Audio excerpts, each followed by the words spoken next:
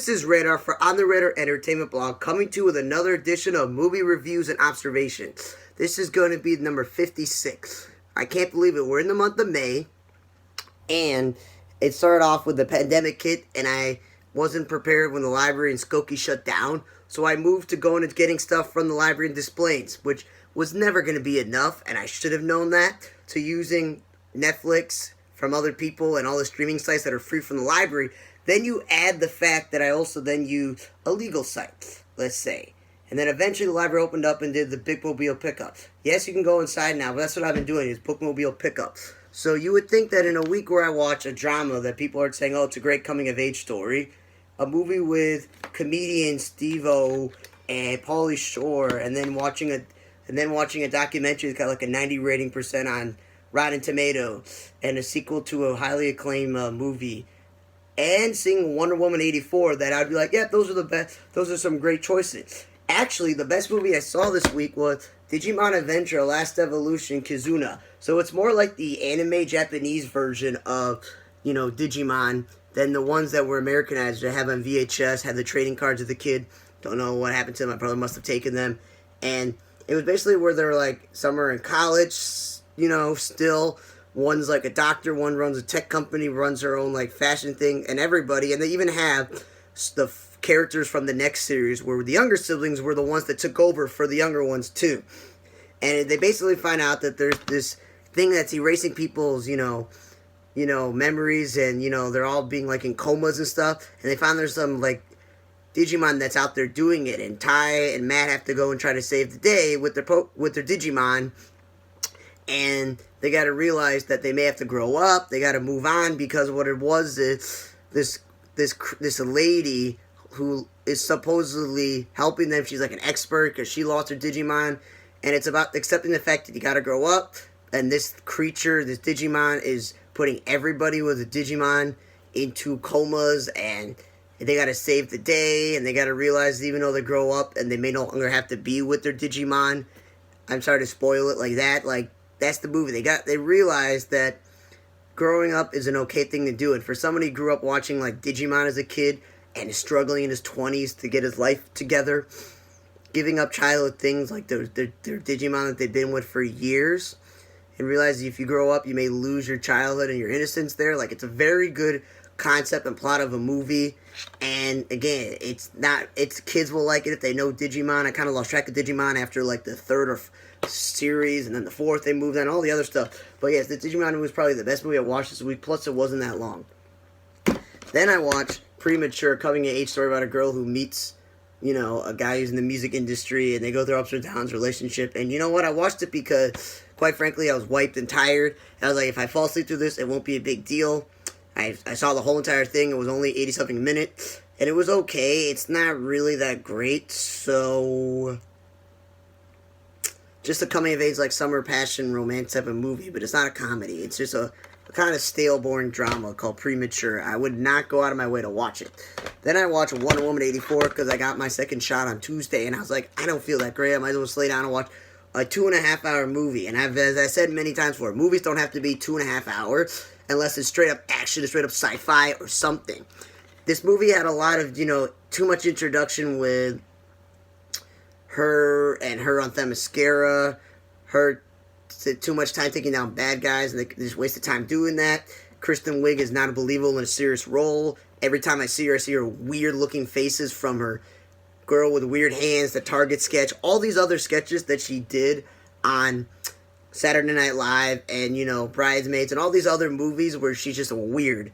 And of course, they make her play some scientist who's kind of weird too and becomes Cheetah. But Cheetah's like a metahuman. She's either a metahuman or a cat burglar with claws, like similar Catwoman.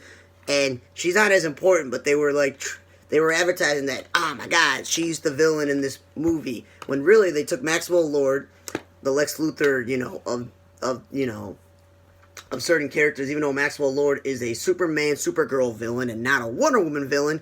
And it's okay they did it in the 80s, but the idea that is like Maxwell Lord is trying to take over the world, and Pedro Pascal, that kind of made him look like Maxwell Lord. I did like Peter Facinelli's version, on Supergirl. It was pretty good.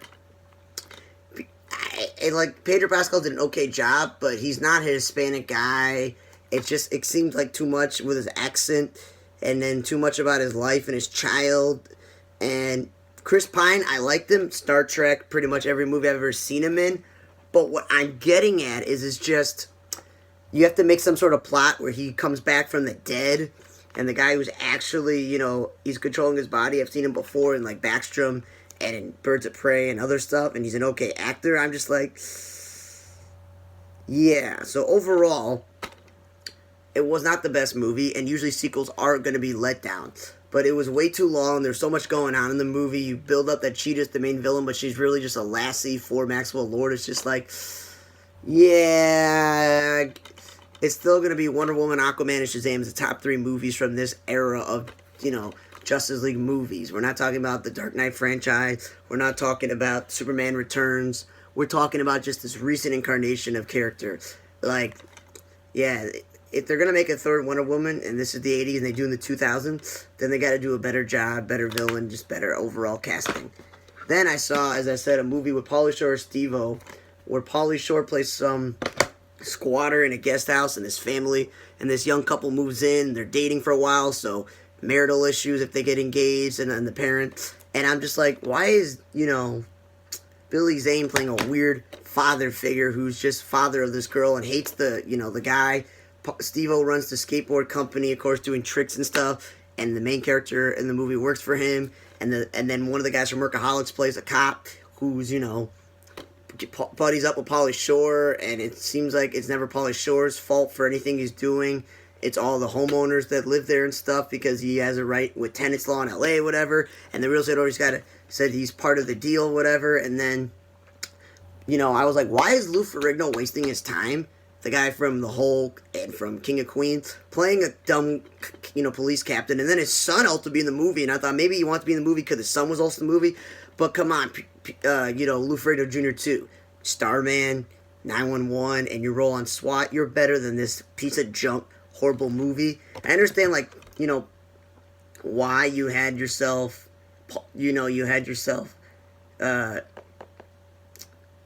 what's his name? Bobby Lee from Mad TV and splitting up together. Like, he's a comedian, he says it in the movie. And then Punky Johnson, who's on SNL as her first year ever, this was made beforehand.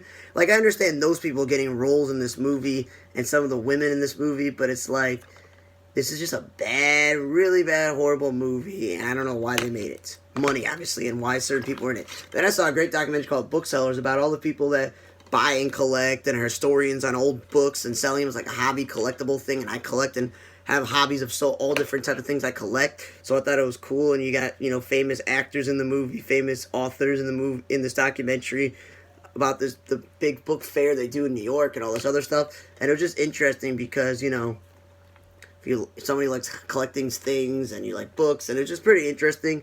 And it was a good, Rotten Tomatoes right. This was a very good documentary. It was 90-something minutes long, so it's educational. You get a good education out of it, and it's interesting. Then I watched a movie called Peninsula, and people may have the argument all the time of subtitles are better because then when you hear what they're actually saying, even though it's not in a language it's better than watching actual movies with dub. And I like that one of the characters was, again, the guy who voiced Vegeta. It's supposedly like a sequel to Train to Busan. Train to Busan was a very, very good movie. I really enjoyed it, about a zombie apocalypse. And in Korea, people are trying to escape. This one's like where people are going back.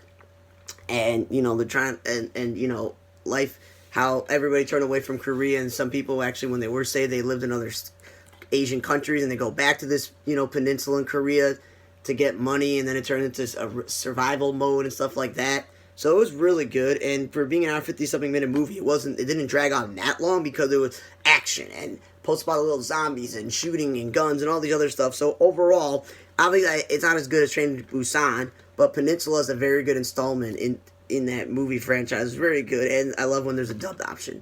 So yeah, Train to Busan was pretty good. Bookseller was a very interesting documentary where I learned a lot. And as I said, the Digimon Adventure, Last Evolution, Kizuno was very good, especially if you're sentimental like me, who watched things like Pokemon, Yu-Gi-Oh!, Digimon, and Power Rangers as a kid. It gets you there, especially with them having to grow up. Then, Wonder Woman was watchable, but after like 2 hours, like, come on, when's this movie gonna end? Bad casting, bad character choices in the movie for bad guys and plot. It was okay, but it's never as good as the original. Premature was pretty boring and standard for, a coming of age, summer romance movie, and it wasn't that long. And Guest House had two comedians you've heard of and other comedians, from all over the place, the Ferrignos, but it just was not worth it. It was a junk movie. So thanks for listening to Movie Reviews Observation number 56. For On the Radar Table Log, I'm Radar. See you guys next time.